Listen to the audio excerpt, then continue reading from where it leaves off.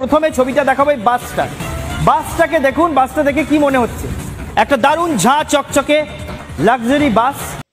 হ্যাঁ সাংবাদিক দাদা, আমরা দেখতে পেয়েছি যে বাসটা খুবই চকচকে, একটা লাক্সারি খুব সুন্দর বড় বাস। তো কি বলতে চাইছো বলো? করে অত্যন্ত আরামদায়ক ভাবে যাত্রীরা যাতায়াত করতে পারেন, এটা সেই রকম একটা বাস। আমি পিসিআর কে ভালো করে এই বাসের ছবিটা আগে দেখাতে বলবো। ভালো করে বাসটার ছবি দেখুন। সাংবাদিকটা যে হারে বাসটাকে দেখাচ্ছে, মনে হচ্ছে কাউকে না কাউকে বাঁশ দিয়ে ছাড়বে। বুঝতে আমি পারছি একটু।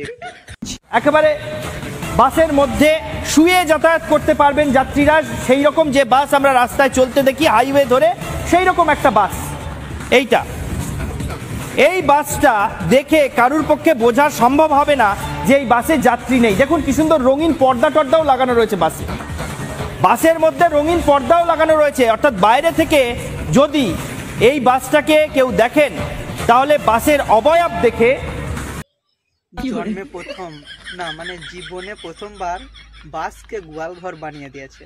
মানে বাসের মধ্যে দিয়ে আর কি গোবর সবকিছু পাওয়া যাবে। এদের বুদ্ধি না কোথা থেকে আসে কি জানি, সত্যি অসাধারণ। চালিয়ে যাও। রাজ দুজনেই খুব বেবি মনে হচ্ছে। হ্যাঁ, খুব কম বয়সে বিয়ে হয়েছে। হ্যাঁ, কি করে হলো? এইসব হয়েছে শুধুমাত্র কলকারখানার ধোঁয়ার জন্য, শুধু ধোঁয়ার জন্য।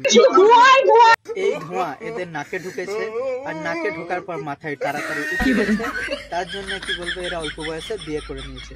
ধোঁয়ার সঙ্গে এদের অনেকটা মিল আছে, ঠিক আছে? ধোঁয়া যেমন বায়ু দূষণ ঘটায়, সেরকম এরা হচ্ছে ইউটিউব দূষণ বা সমাজ দূষণ করে, ঠিক আছে? ফেসবুকে আমফানের ঝড়ের দিন পরিচয় হয়েছিল। ওই ঝড়ের মধ্যে ফেসবুক করছিলে? ভাগ্যিস এই মেয়েটা আমাদের বাড়িতে জন্মায় নাই, না হলে বৃষ্টি ঝড়ের দিনে যদি ফোন ঘাটে, বাড়ি থেকে যেমন নোংরা ঝাঁট দিয়ে বার করে দেয়, সেরকম ঝড় বৃষ্টির দিনে যদি তুমি ফোন ঘাটো, তোমাকেও ঝাঁট দিয়ে বার করে দেবে। মতো চার্জ ছিল, সেই 15% চার্জের মধ্যেই